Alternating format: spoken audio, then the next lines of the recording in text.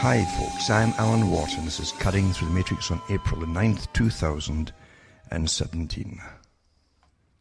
Last week I talked about how organizations called governments and the ruling minority that owns it all, the countries, they always train the subjects, the people, to believe innocently in a type of social organization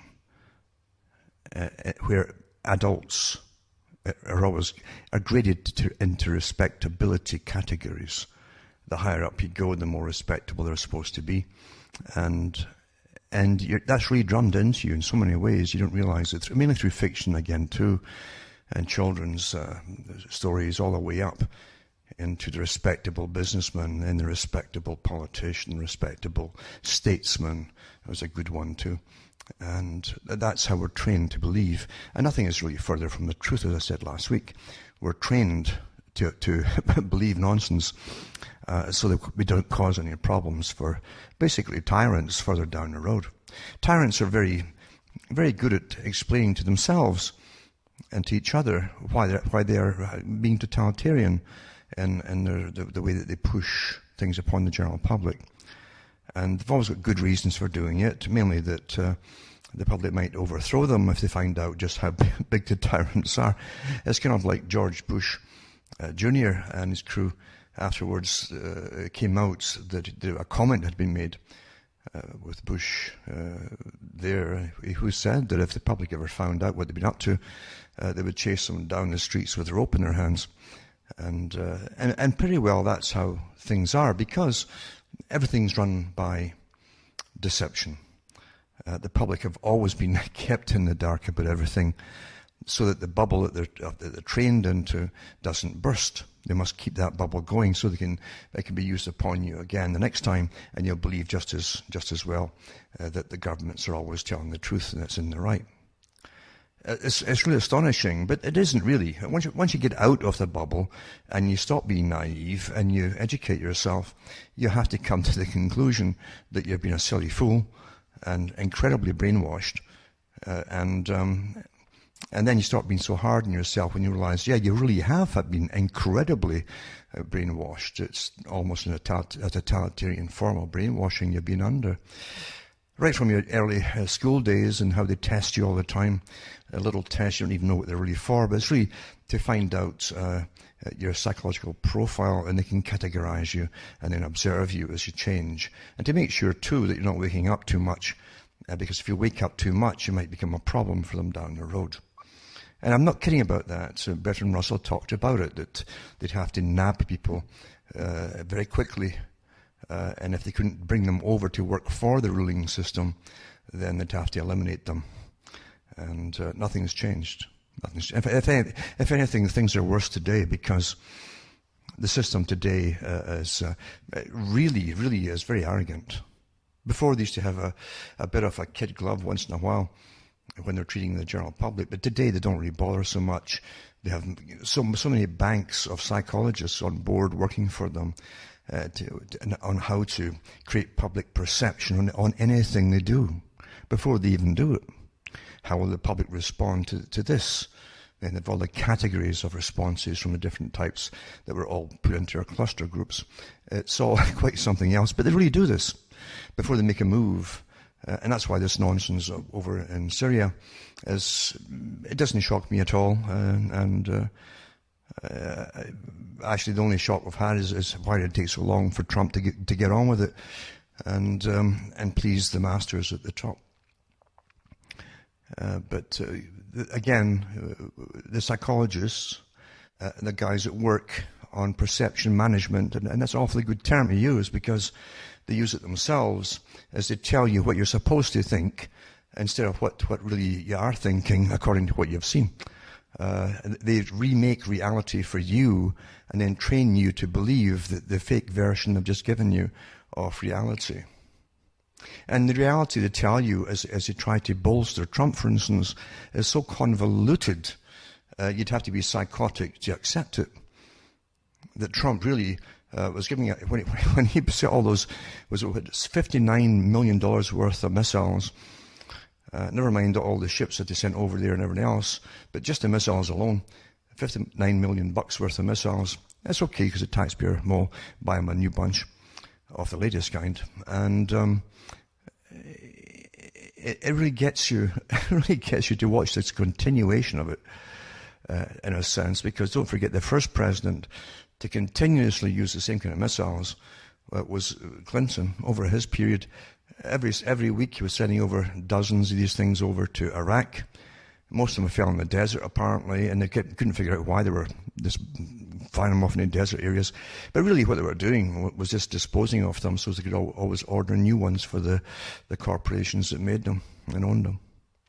But anyway, as I say, we're watching another fiasco run by intelligence agencies with the specialists coming out, even for the Patriots, who used to be called Patriots Radio, telling them what they're supposed to think and what you should think as opposed to what you obviously know yourself to be true.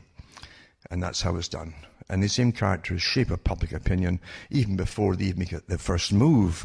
It was so interesting to watch that Trump himself had mentioned just a couple of days before this attack on Syria. And that's what it was, remember, it's an attack. He said, well, we're not really worried about Syria anymore. It's up to Syria to work its own problems out, basically. And bingo, that's all how you prepare. That's how you prepare the mindscape. It's the mindscape of the general public. Oh, so it gets you relaxed there. Then bang! Oh, imagine Assad doing that after we just pretty well forgave them and let them told them we'd leave them alone. That's part of the con that the intelligence agencies set up, because they'd always known when they were going to attack. And they always knew what the excuse would be. And there are too many dogs in the fight on this one, as you well know, including countries right next door, you might say. There's a lot of interested people who are really cheering Trump like never before. And it's like the neocons never went away. That's the impression that the world has got now. But getting back to the point is here we go with the same standard lies to the general population. They were used in Gulf War I and have been used many times before and after. And no doubt we'll hear them all again in the rest of your lives too, as we attack other countries and do the dirties and so on for big corporations or for other countries. And as I say, there's just too many dogs involved in this particular fight altogether. But we all know that for Assad to use the one thing that was guaranteed to have the general population of the planet, the so-called global community, against him, and giving it the credence for an attack on his country by outsiders, the one thing he could not do was to use gas, and supposedly when did it? Come on. Nope, the man is not insane. Not insane at all. But as I say, this long campaign against Assad is now in full swing again.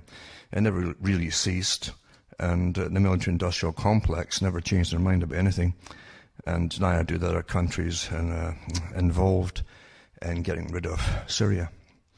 And again, I guess Europe and other countries too better prepare for the mass influx if the West goes to war with Syria.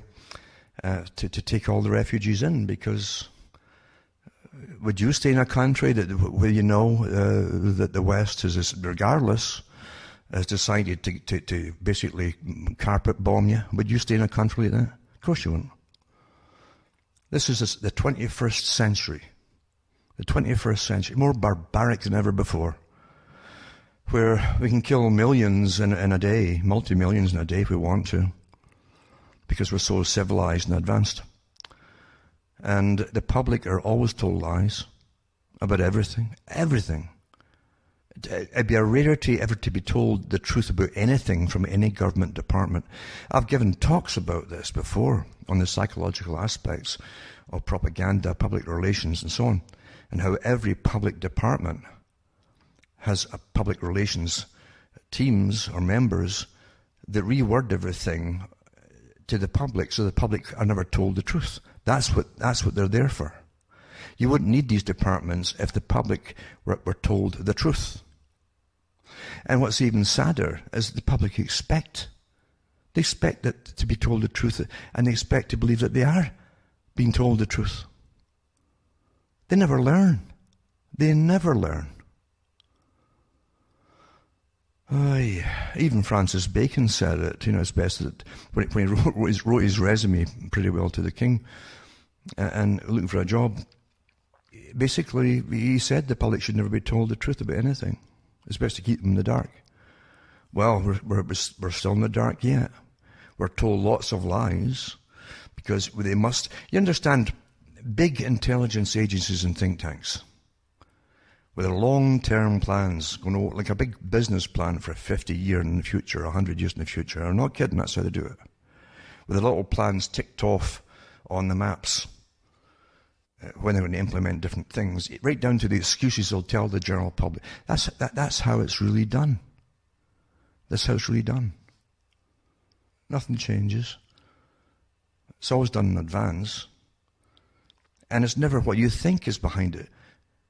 Never what you think. I mean, we know that there are definitely agencies inside the United States that have interests abroad, put it that way, and who are very powerful.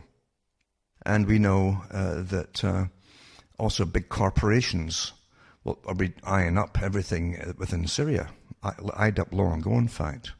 I did the talks on Tony Blair and the big moguls that came in from the big oil companies to see him months and months and months before they eventually declared to the public that they were going to attack Iraq.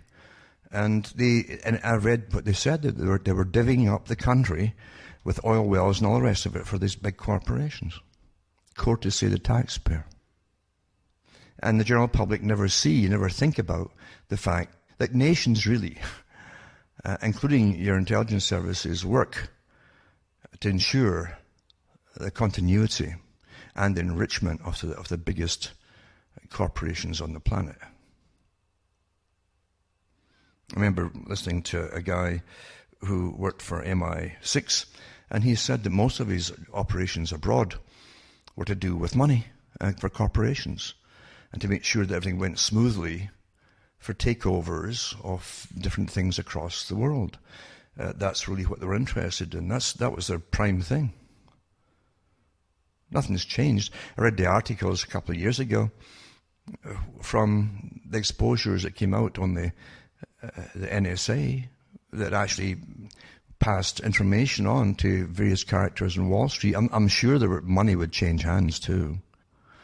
And that. Come on, stop being so naive. We're run by the biggest. Your governments really are just the front men and women, and they're the bottom part of the big gang, the gangster gang that runs you all. That's how it really is.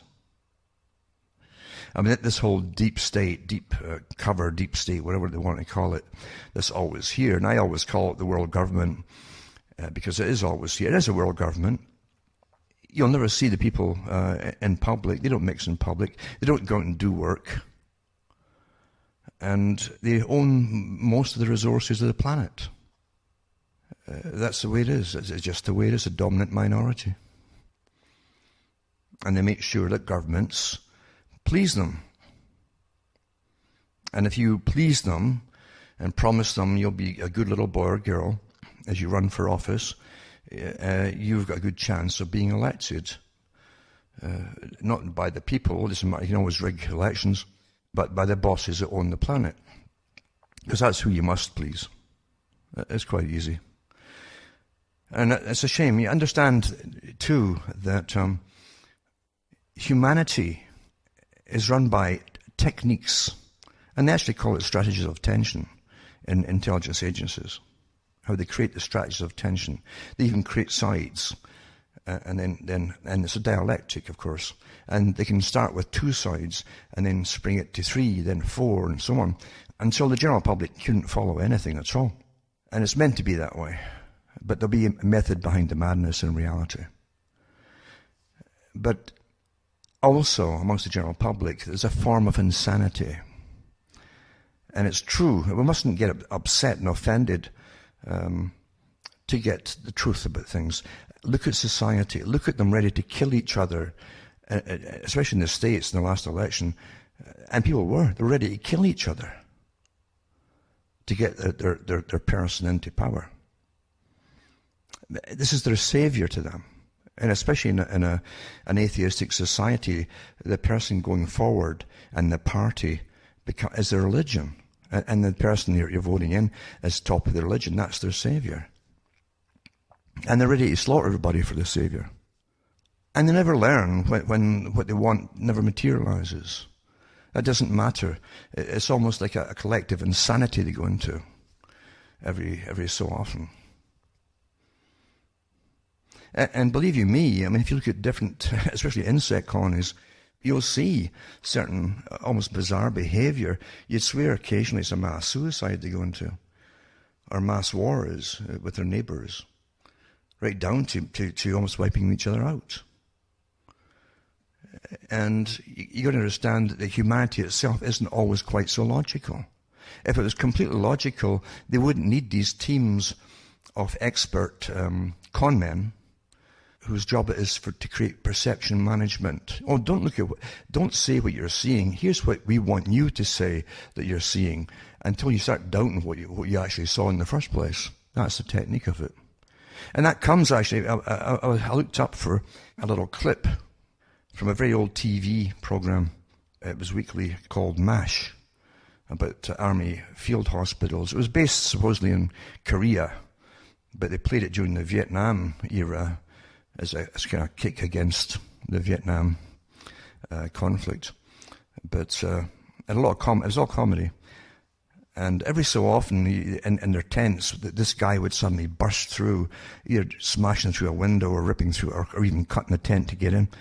And he was your CIA guy. You know, he had probably 10 different credentials from different military secret organizations and so on. And his name was called Colonel Flagg. Well, he was the perception manager, you see. Whenever he came in, he looked so furtive and comical. And he would be dead serious, and he'd tell them why he was there. And then he'd say, I'm here to create perception about this and that, and I'll do this, and they'll all think that, then we'll do this. And before you, and then you see all the different staff standing around listening to him, and their jaws drop open as they couldn't follow it. This crazy, mad, convoluted psychological warfare tactic this guy was trying to explain to them. And then he would leave them just as crazily too, tell them all to shut their eyes as he'd smash himself through a window and things like that. But that was making fun or mockery of these kind of chess games that they pretend they've got total control over, as they create confusion. I'll put a clip up tonight for that too, just for the fun of it. But again, back to what I'm saying, humanity isn't so logical. Most people are pretty crazy, actually. They really are. Remember, the definition too of insanity is keeping to do the same thing over and over, expecting a different result, like voting. And if voting, I've said it so many times, if voting helped you in any way at all, it would be outlawed. I'm not kidding about that. It's the greatest technique of keeping everybody occupied 4.5 years at a time, roughly, by voting out one bunch and voting another bunch in, believing in their lies until it weans off, and you vote for another bunch coming in with a new set of lies. That's what you do. It's better than having revolutions. But a lot of folk really are not logical. People go nuts, and I mean psychologically, homicidally nuts during election time. So much so that you've got to look into what makes them so crazy.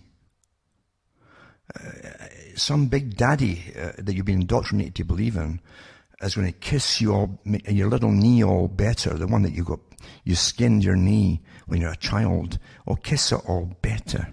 I mean, is that what you really expect? Somebody to wave a magic wand and transform your little world into a paradise?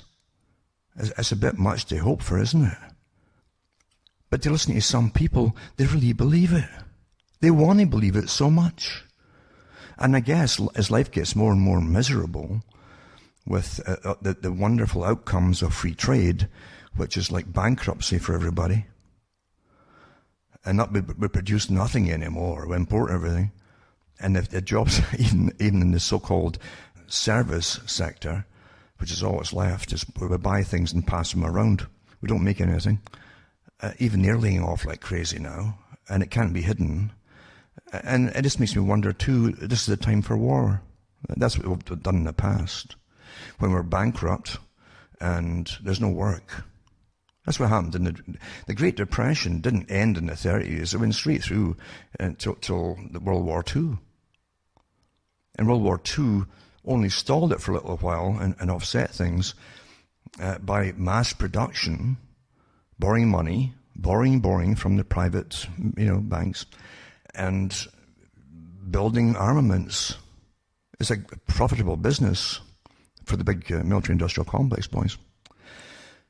And that helped to keep the US out of the hole for a while.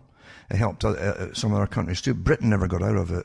Britain was still in the hole from World War I, mainly owing money to US banks. And they only paid off World War I in about the year 2000 or so, maybe it's a few years after that. So it takes pretty well 100 years to pay off one World War, where even the cost of it at the time was mainly in bodies and blood and guts. Although there are big sum to repay, obviously, for the armaments and the uniforms and everything else.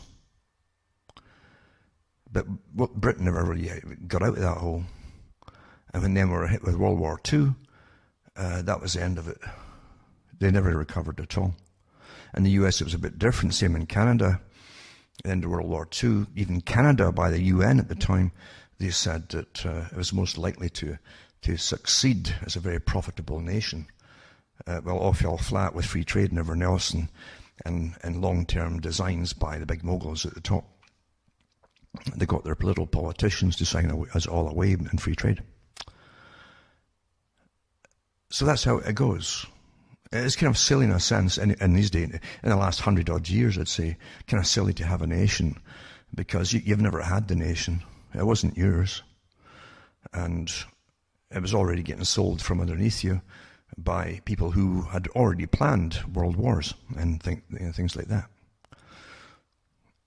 And all you do as a citizen is to be stuck with the tab for world wars and big free trade plans, etc., and including the tabs to even ship all of your big industrial systems, your factories, and ship them over to China, and even pay for what they say were our losses incurred as they set up, and it can take up to 15 years, I think it was, that you pay for what they say might be losses. No politician that they voted for ever told you about that, about all the deals they made with these other countries as well, and where these firms from your countries could go to China, and they didn't have to pay any taxes at all either for 15 years, and they don't have to. If they say they're still losing money, they can sign that for another 15 years. Same thing from China. The so-called, what a joke, third world countries like China. China is not a third world country. It's the manufacturing powerhouse for the planet. And it's more multi-billionaires churned out of there every month than you can imagine. But China itself doesn't have to pay all the different restrictions on manufacturing that we do in the West, because that's all signed into the free trade deals. The same with the up-and-coming third world countries. For the latest set of countries involved in free trade, they don't have to. They can actually pollute and so on and get away with it for, again, 15 years, and then another 15 years if they want to sign on to it. India did the same thing too. It's all planned in advance. And the pollution has got nothing to do with reality either. It's to bring the West further down into austerity, as the big masters have decided to make us equally poor across the planet, except for this top managerial class of multi-millionaires and billionaires. Actually, the millionaires aren't even included anymore. It's multi-billionaires, because the currency is always getting inflated and the purchasing power is always less. But so wars right now are awfully important for the big boys to stall off total financial collapse and to stall off to the military-industrial complex boys who always rattle their sabers when they want more and more money coming in. Because it's incredible. Look at the money that Halliburton got printed up for them, in fact. There's documentaries about that. Where these massive troop transport planes were coming into the Middle East, into Iraq, with skids full of just freshly printed money.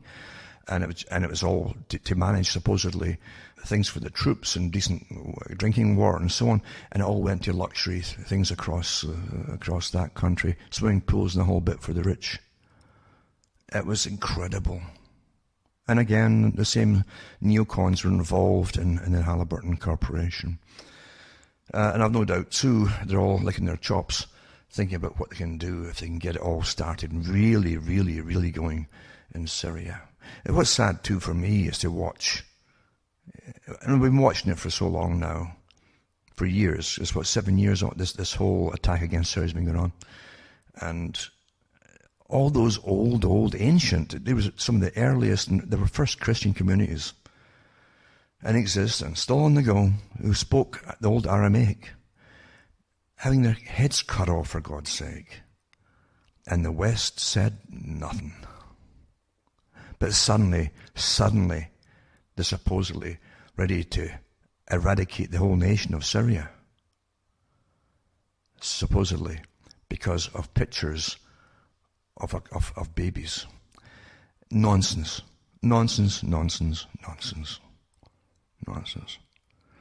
Because that same reaction when they were cutting the heads off all these Christians would have sprung into action if that was a natural response. And that really bothered them. It would have happened then too, but it didn't. So you can't go with this rubbish, this wag the dog rubbish that they always hand out to you when they're ready to slaughter. And I think it's sad that, because the only thing, and I really mean this, it's not the American people who are detested across the world, it's this concept of their government. Because most people across the planet think of the US as some crazy military-industrial complex that goes around the whole planet killing folk. That's the impression. That is the impression. Because that's what seems to run and rule the US. And we know that, Eisenhower said the same thing, but we're the military-industrial complex and all the rest of it. But it goes on and on and on. And true, it's true, I do think how prosperous the US should be and would be if they had never got involved in all the wars, including the Korean War, then the Vietnam War, then all the wars across Latin America that were done covertly too, also using the perception management specialists in psychology to overthrow countries and so on. And the School of the Americas, they trained the people that go down there and to kill, rape, and quite something. If America had kept itself to itself, how far ahead would you think you'd have potholes in the road? It truly could have been some incredible example to the world. Could have been. But nope. It's bled dry through wars and profiteers. They say that the US is a land of opportunity, but it truly has become, for a long time, the land of opportunists. And it's sad. It's sad. I mean, I've seen it all in Britain. I've seen Britain. I was born into post-war Britain, where it had already been wrung out many times to get the last bit of liquid out that sponge. Just wrung it out and wrung it out and wrung. There's hardly anything left. Decimated. Now it's gone pretty well. And even then, its doors are this wide open under the so-called liberal ideal of no borders across the planet. Pretty sad, really, you know. But the people that were utterly destroyed. And the US, as I say, is going to go in the same darn way, very fast. Very, very fast. With the trillions it owes, it's always borrowing and having more wars. All that money should be spent at home, naturally. All of it. You can imagine what it could do. In every possible area, how it could be used and spent to better the lives of the people inside the country. But nope. All the folk get inside the country is the bill for every escapade across the world. Well, enough sermonizing, really, but as I say, I'll put that little clip up from MASH with Colonel Flagg, who was a psychological warfare specialist and perception management specialist. I'll also put up something I've mentioned before. I've watched many documentaries from the old Soviet Union. And the reason I'm putting it up is because if we forget this stuff, which is coming upon us all, by the way, by what's now called liberalism, we forget where it leads you with this intolerance, then we're walking into the same, what am I saying? We're walking into the same system right now. As the laws get passed, so you can't say things or question anything, and you're always checked now with all the spy grids and so on to see what you're saying on the phone or what you're texting or emailing or whatever. We're in it pretty well, and the same formula will just go ahead as these idiots, these mad people, and these ones are mad. These idealist freaks are mad. They're dangerous, dangerous characters who can only go the same way under the guise of loving the world and forcing us into this utopia. They'll make sure they slaughter us all to do it. Mad. And the movie is called The Survivors. And this was from Bulgaria. I think it was first released in 1991. And then again maybe in 2008. But it's got subtitles, and The Survivors, Camp Tales. It's also called Camp Tales. I'll put the link up for you to get it. But they had camps all over the Soviet Union, and Bulgaria was no different than the rest of the countries, where they picked up people and they threw them in there. They tortured them. I'm not kidding you. It's the most horrific thing, and it's no different than what you had in Siberia, but so horrific, because they can always get the brutes as guards to do the most brutal things. And every country's got them. Every country's got that type, you know, who, when told, they'll brutalize inmates and torture them. And if told, if need be, like this you'll see, these people, these poor souls are crippled and everything else, from the treatment of broken bones and so on, talk about what they had to do to survive, and how the guards didn't even use bullets to kill people. They just clubbed them to death. They clubbed them to death. And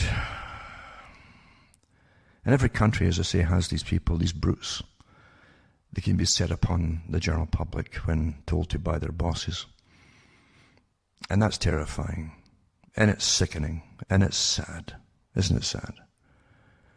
That every state has lists of these people that they can use whenever they want to, who will turn on people, and they're sadists, and they're cowards, because they never do it without the authority of the state, and gangs around them to back them up as they go through their grisly, sickening business. So you can, as I say, you can listen to, and what it translates from the language in Bulgaria to one of the main offences that many people they're in for their, again, for their different ideologies. If it varied a little bit from the prevalent communist one that was running it, and you went to the camp, if you just joked about something and were overheard bang into the camp, legs bust a whole bit, maybe your brains bashed out with clubs too.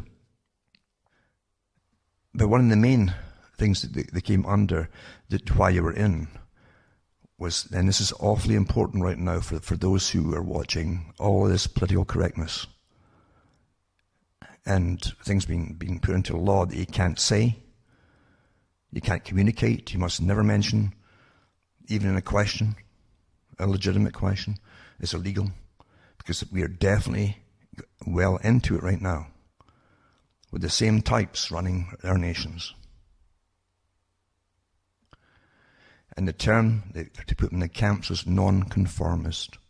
When you were told to adapt and conform to the prevalent ideology, even though it would seem insane to you if you really understood what was going on, you're a non-conformist. Today, we're being forbidden just to even express an opinion anymore. You're a non-conformist. If you express what you're told to express, you'll be accepted by the ruling elite. But if you don't, what's coming next? How does it start? Fining you, putting you in prison? Then what? Special camps? Special camps run by those who give great speeches about acceptance and tolerance as they slaughter you and bash your brains in.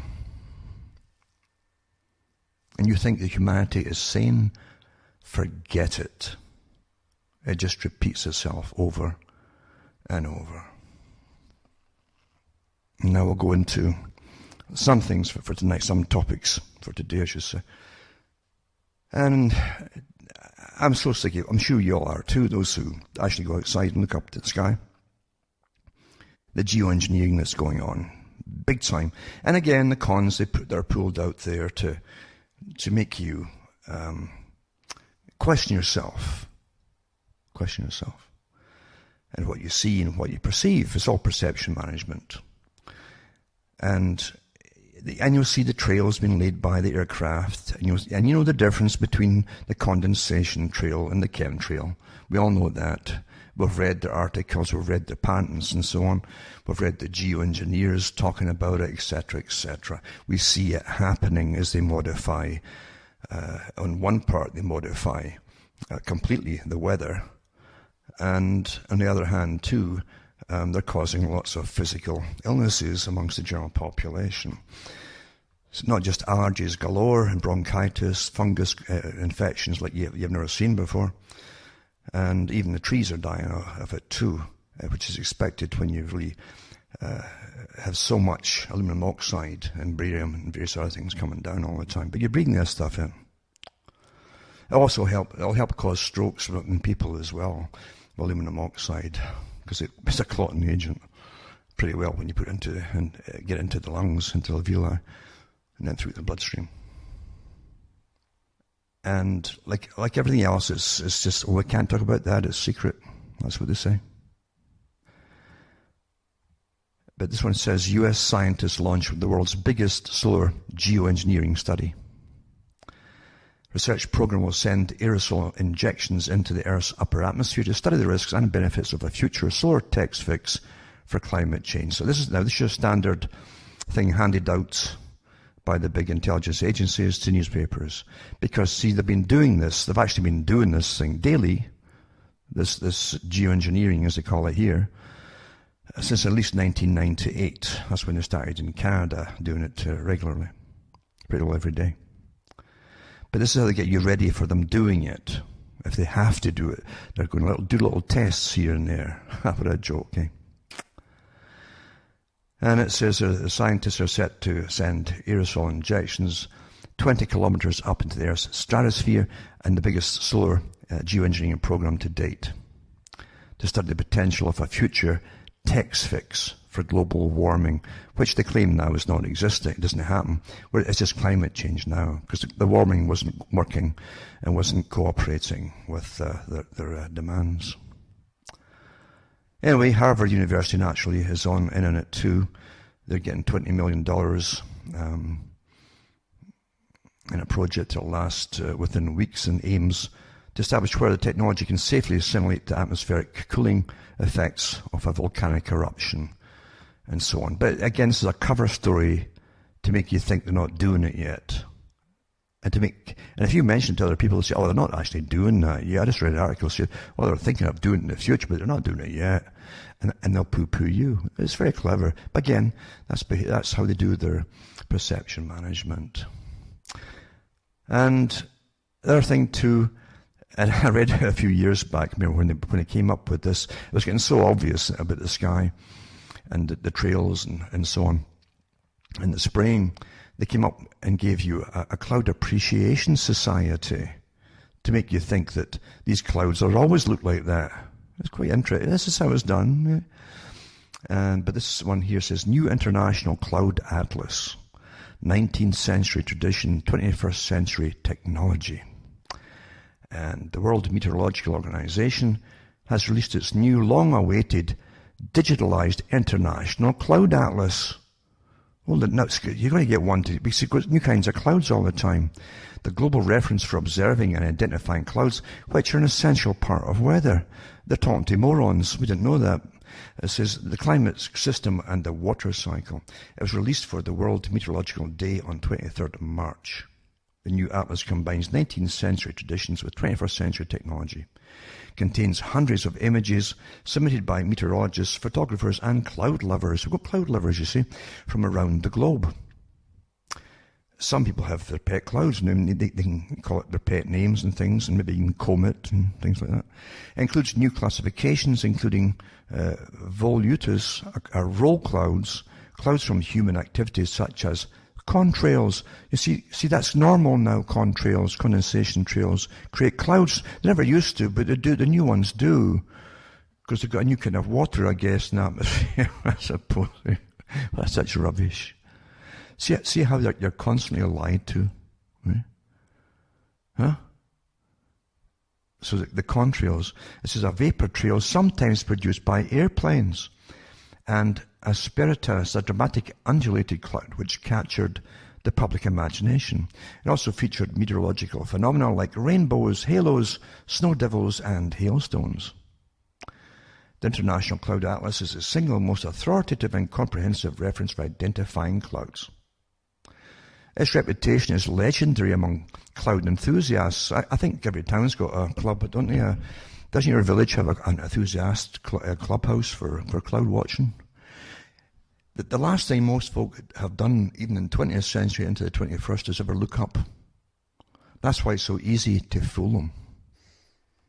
And then from the BBC, sorry if my voice is a bit crackly here, but the air's so dry because we've been spraying so much. I guess it's the moisture capturing spray that's on right now. Anyway, it says, new wave-like cloud finally wins official recognition. And 12 new types of cloud, including the rare wave-like asperitas cloud, have been recognized for the first time by the International Cloud Atlas. And they give this lovely picture of the sci-fi clouds that you get now. And again, too, it goes on and on about how wonderful it is. It says, since its first publication in 1896, the International Cloud Atlas has become an important reference tool for people working in meteorological services like aviation and shipping. I think the last article said that it was when does it say this one came out? The convention established the WMO in 1950. That's so interesting how they all rather conflict. Anyway, here's again another article, Harvard Solar Geoengineering Research Program, and it launches it in 2017, and they're going to spend a lot of your tax money, no doubt, as you go through this nonsense of wondering how it would work on the atmosphere if they were ever to spray it, instead of just telling us the truth, and which of course we all know if we keep looking up and watching it. They've been spraying it pretty well daily since 1998. And then, this was one here too, from end-to-end encryption on messaging services is unacceptable. This is the UK Minister, British Interior Minister Amber Rudd, says on Sunday end-to-end encryption of messages offered by services like WhatsApps are completely unacceptable, and there should be no secret place for terrorists to communicate. Well, the point is really that here's the old problem. Why should the whole of society suffer for a few people? Because they use the few always to make a totalitarian system upon the rest of the population. And so everyone is supposed to be spied on and accepted by your government. Everybody.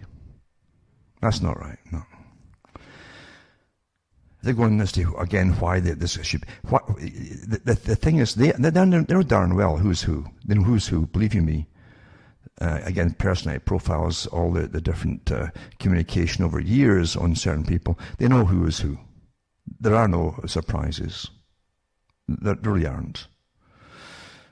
So, again, it's just a totalitarian system you're pretty well in now. Another one, too, and this is in the US this time. Senate votes to let US ISPs sell the web browsing history to advertisers. And that ISP, Internet Service Provider, now stands for Invading Subscriber Privacy, Democratic Senator says. So, yeah, you're just a peon now. And they could never have done it without terrorism, which, of course, as you well know, was pretty well sponsored by the West. And they're still sponsoring it, in fact, with the attackers around Syria. And here's another article. The National Geospatial Intelligence Agency, the NGA, Washington's little-known spy agency. It's located on a heavily protected military base some 15 miles south of Washington. It's got unaccountable spying on Americans and reflects police state rule. It says, operating lawlessly, watching everyone to assure unchallenged control and wanting unacceptable ideas suppressed. Unacceptable ideas. Also, it means the government has no power to restrict expression, or it should have that. That's the First Amendment. It means that the government has no power to restrict expression. It's something so precious that, and yet most countries don't have it. And anyone trying to express certain things now can be locked up quite easily in some countries. As I say, they're intolerant. See, liberalism is completely intolerant. That's what that was the term we used in the West often. In fact, that's what Khrushchev said. He says, talking about communists in America, he said, we don't call them communists for Americans, we call them liberals. And that's the term they use for the US and Canada and Britain.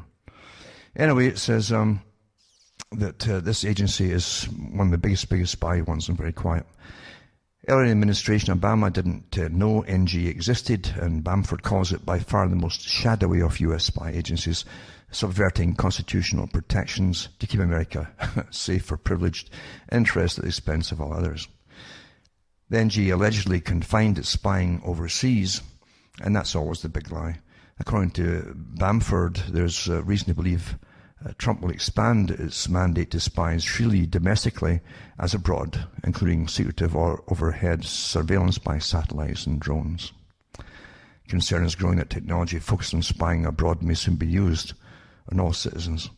As of 2015, no federal statutory limitations existed to control aerial spying domestically. In 2016, Baltimore police began using drones to conduct secretive spy in the sky surveillance of area residents.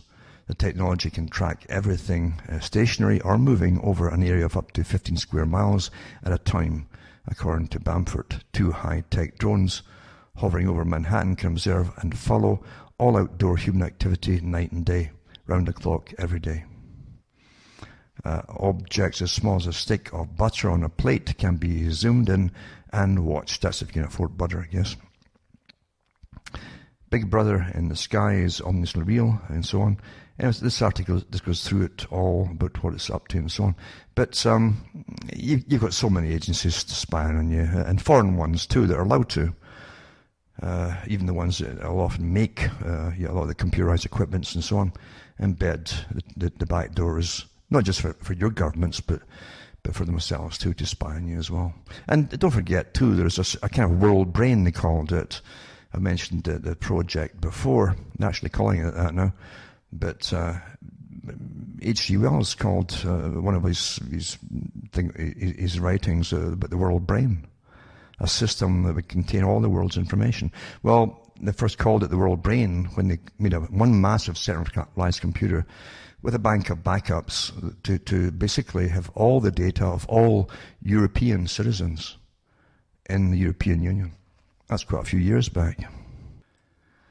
Now, one little article about autism, which in a sense, even though it's about a dire thing, it's a terrible, terrible thing, but the way it's written is almost comical in a way. But it says, increasing awareness of autism and the promise of the NDIS and biological factors like older parents are driving the boom in diagnosis, according to the experts. The number of Australians diagnosed with autism increased by 42% between 2012 and 2015. This is research, and advocacy groups are adamant it's not a cause for alarm. Oh no. I guess it's good for business. It means they put more and more folk on all the different drugs. It says in 2015, 164,000 Australians had autism diagnosis, according to the results of an ABS survey released Wednesday. It's an increase of around 50,000 people since 2012. It reflects the number of diagnoses, not the number of people with conditions that might be classified as autism if they sought a diagnosis. It's best not to go looking and seeking any diagnosis for anything if you can help it. The try not to worry about it is, it's almost a 50% increase. Don't worry about it. It's okay. It's good for business. But this is the kind of stuff they throw out to the general public. I'll also put out an article on chemical weapons 2017, what just happened in Syria. Interesting enough, too, in this other article, U.S. military likely to send as many as 1,000 more ground troops into Syria ahead of Raqqa offensive, the officials say. That was about a month before all this. And then Syria claims it shot down an Israeli jet fighter. Israel denies it, because Israel has been pretty well, going in there occasionally and bombing different places, which they claimed. Remember the last time, just before the last nonsense we heard about 2000 and, was it 13, where they claimed at the time that there was a sarin gas release, trying to blame it on the government of Syria, and then it turned out it was the rebels that did it. But earlier that week, I think Israel had been bombing some place where they claimed that they were making or stockpiling some chemical weapons. Anyway, there's so many, as I say, people involved in this war over there. And this article to do with political correctness. I mentioned this professor before. An opportunity to make their displeasure known. Pronoun professor denied government grant from Canada. Jordan Peterson. It says he's had a federal research grant application denied for the first time in his long and distinguished academic career. He's certain the rejection from the Social Science and Humanities Research Council of Canada, the government agency that supports post-secondary research, is linked to controversy surrounding his stand on gender-neutral pronouns such as ze and zer. This is what they want you to say now, rather than he or she or whatever. And the modern notion of gender as being fluid is objected to these terms. They're trying to make you believe or say or parrot or conform to, like I mentioned before with that Bulgarian thing, non-conformists were just put in these awful prison camps, and you've got all the symptoms coming down to. I'll put that article up. Also, Canada's proposed gender identity bill, it's a law coming through, could restrict free speech. And another one article is carbon tax. Advisors' flights generate more emissions. The actual tax advisors, their flights, generate more emissions than average Winnipeg households.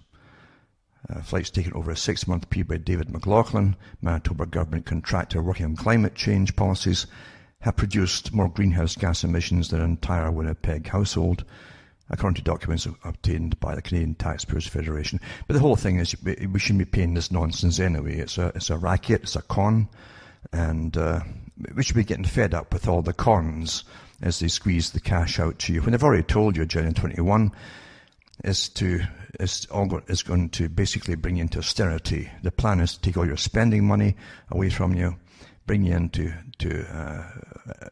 basically austerity by taking all the money by taxation of all kinds away from you and essential bills for energy, etc. It's technocracy. It's a Technocracy Inc. course we're going right through right now.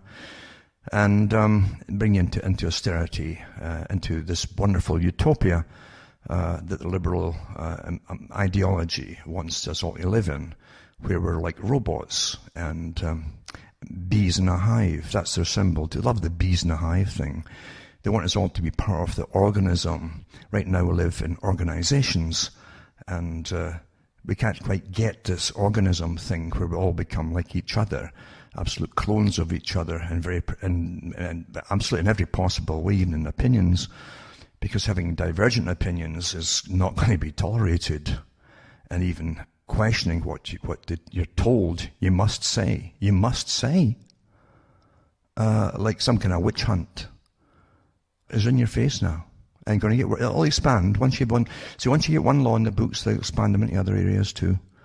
And horror, and I mean horror, is coming down the pike, along with all the other parts of the same agenda, with fake global warming, which doesn't exist, and the spraying of the skies relentlessly until so many people are getting sick. It's just incredible.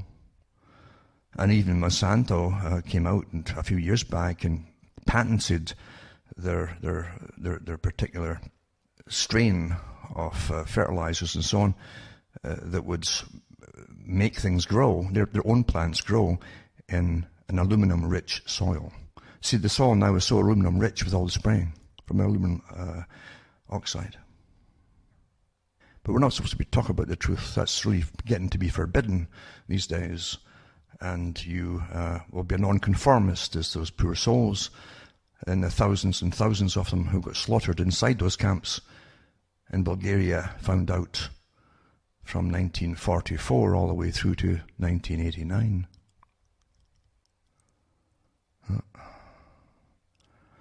Yep, and it just repeats itself and gets worse and worse as people are forbidden to think this or think that, and you're told what you must think and what you must say and what you must believe, just like Winston in Orwell's 1984. Well, as history constantly repeats itself, it seems, with these same ideologies rotating all the time. And so many folk eventually have to suffer because of them. It's rather sad. For myself, from a heavily sprayed Ontario, Canada, I'm Alan Watts. May your God or your gods go with you.